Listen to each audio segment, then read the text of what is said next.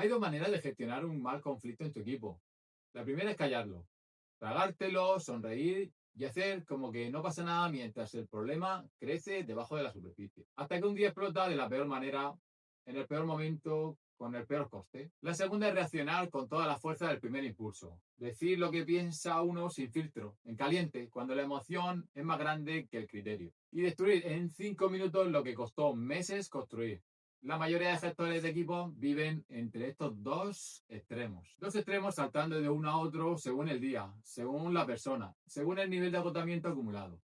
Hoy vamos a hablar de lo que está en medio, de la sopa que está en su punto, del gestor que ni calla ni explota, del que hace la cosa más difícil de todas, la conversación justa. Todos conocemos el cuento.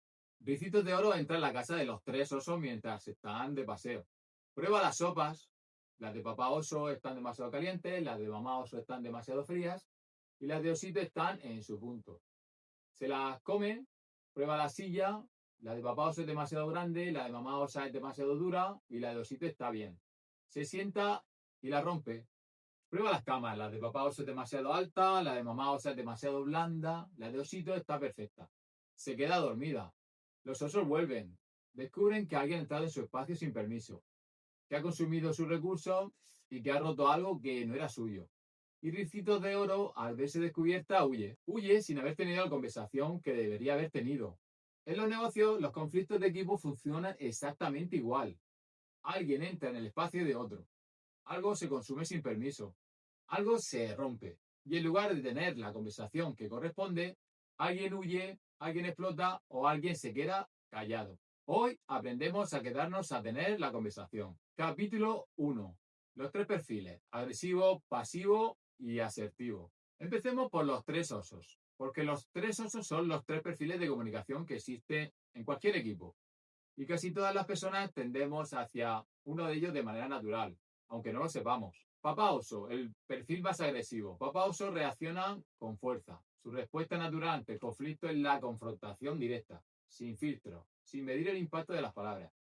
Dice exactamente lo que piensa, en el momento que lo piensa, con toda la intensidad que se siente. En un equipo, el papá oso es el gestor o el colaborador que eleva la voz cuando algo no va bien, que interrumpe, que señala el error en público, que en una reunión dice que lo que piensa sin evaluar cómo va a aterrizarlo quien lo recibe. Y lo hace con una convicción muy concreta.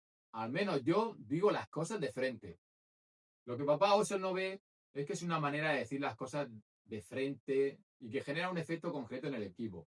Silencio, no acuerdo, no comprensión. La gente deja de compartir opiniones, de señalar problemas, de traer malas noticias porque saben cómo va a reaccionar papá oso. Y ese silencio es el principio de todos los problemas que vienen después sin que nadie los haya podido advertir. Mamá osa es el perfil pasivo. Mamá osa evita el conflicto. Su respuesta natural es ceder, callar, suavizar, encontrar la manera de que todos estén bien aunque ella no lo esté.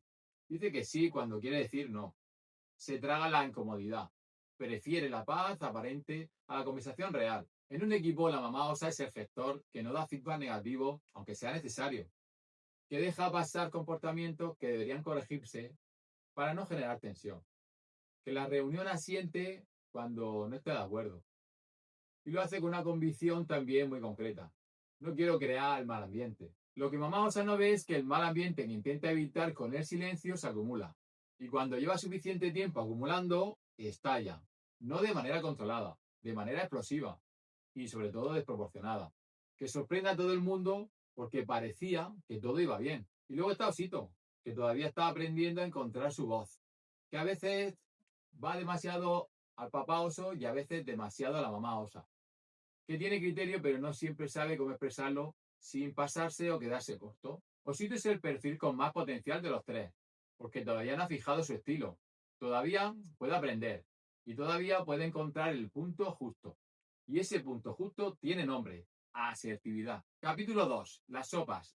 El punto justo en la comunicación. Las sopas de Osito estaban en su punto, ni demasiado calientes ni demasiado frías. La asertividad es eso, el punto justo en la comunicación. Y quiero que entiendas algo importante sobre la asertividad antes de seguir. No es una técnica de comunicación suave, no es una manera educada de callar lo que tienes que decir. La asertividad dice exactamente lo que tiene que decir, pero lo dice de la manera que hace posible que quien lo escucha pueda recibirlo y hacer algo con ello. La diferencia entre asertividad y agresividad no está en el contenido del mensaje, está en el cómo, el cuándo y el para qué. La diferencia entre asertividad y pasividad tampoco está en el contenido, está en si el mensaje se da o se calla. El gestor asertivo dice lo que tiene que decir, siempre, pero elige el momento, el tono, el espacio y la manera que hacen posible que ese mensaje construya en lugar de destruir. Y hay 3 principios que hacen posible ese punto justo. Primero, hablar de comportamiento, no de personas. No eres desorganizado, sino en los últimos 3 proyectos los plazos se han incumplido. Necesitamos hablar de eso. El comportamiento puede cambiar. La persona, si la atacas, se pone a la defensiva. Segundo, hablar en primera persona. No me haces enfadar, sino cuando esto pasa, yo me siento así. La primera formulación acusa, la segunda expresa, y solo la expresión abre la posibilidad de una conversión real. Y tercero, separar el diagnóstico de la solución. Primero se entiende lo que pasó, después se busca cómo no repetirlo. Mezclar las dos cosas en el mismo momento genera confusión y defensividad. Capítulo 3. La comunicación no verbal, lo que dices sin hablar. Pero hay algo en la gestión de conflictos que casi nunca se menciona y que cambia absolutamente todo. Lo que dices sin hablar. Cuando los 3 osos vuelven a casa y descubren a Ricitos de Oro, no hace falta que papá oso grite para que la situación sea tensa. La postura, la expresión, el tono, todo comunica antes de que salga una sola palabra. En los equipos pasa exactamente igual. El gestor dice, cuéntame lo que pasó, mientras mira el móvil, no está escuchando, aunque use las palabras correctas. El que cruza los brazos cuando alguien le da una mala noticia, está comunicando cierre, aunque no haya dicho nada. El que suspira, antes de responder, ha dado ya toda la información que necesitaba dar. La comunicación no verbal no es un complemento de la comunicación verbal. En momentos de tensión, la supera. Hay estudios que muestran que en situaciones de conflicto, el impacto de las palabras es mucho menor que el impacto del tono y la postura. El interlocutor que está en tensión procesa primero cómo le estás hablando y luego, si el cómo es seguro, lo que estás diciendo. Lo que esto significa para el gestor que quiere tener conversaciones asertivas es concreto. Antes de abrir la boca en una conversación difícil, revisa tu cuerpo. Postura abierta, contacto visual, sin intimidar, tono de voz pausado, espacio físico sin invadir. Tu cuerpo dice la primera frase de la conversación antes de que empieces a hablar. Asegúrate de que esa frase diga, estoy aquí para resolver esto contigo, no contra ti. Capítulo 4. La escucha activa, el ingrediente que más falta. Y ahora el ingrediente que más falta en la gestión de conflictos de equipo. El más simple de entender y sin embargo el más difícil de aplicar de verdad. La escucha activa. Cuando los osos entran y encuentran a Ricitos de Oro, no escuchan, reaccionan. Y Ricitos de Oro, en lugar de explicar lo que pasó, huye. La mayoría de conversaciones difíciles en los equipos tiene este patrón. Una parte habla, la otra parte no escucha, porque lo que se dice ya está preparando su respuesta. Y en el momento en que la primera parte termina de hablar, la segunda ya tiene su respuesta lista. Una respuesta que ha construido mientras la primera aún estaba hablando. Una respuesta que en realidad responde a lo que esperaba escuchar, no a lo que se dijo. Eso no es escucha, es espera. La escucha activa tiene 3 elementos que la definen. Primero, escucha para entender, no para responder. La pregunta que guía la escucha activa no es ¿qué voy a decir yo ahora?, sino ¿qué está intentando decirme esta persona realmente? Segundo, verificar lo que has entendido antes de responder. Si te entiendo bien, lo que me estás diciendo es esa frase antes de tu respuesta hace 2 cosas al mismo tiempo. Confirma que has escuchado y que le da a la otra persona la oportunidad de corregirte si no has entendido bien. Y tercero, tolerar el silencio. Cuando alguien dice algo difícil, el silencio de 3 segundos antes de responder no es debilidad ni vacío. Es la señal más potente que puedes dar de que lo que acaba de decir te importa lo suficiente como para pensar antes de responder. Capítulo 5. La empatía. Entender antes de responder. Y la escucha activa no es posible sin empatía, porque no puedes escuchar de verdad lo que alguien dice si no tienes ningún interés en entender desde dónde lo dice. La empatía en la gestión de conflictos no significa estar de acuerdo con lo que la otra persona siente.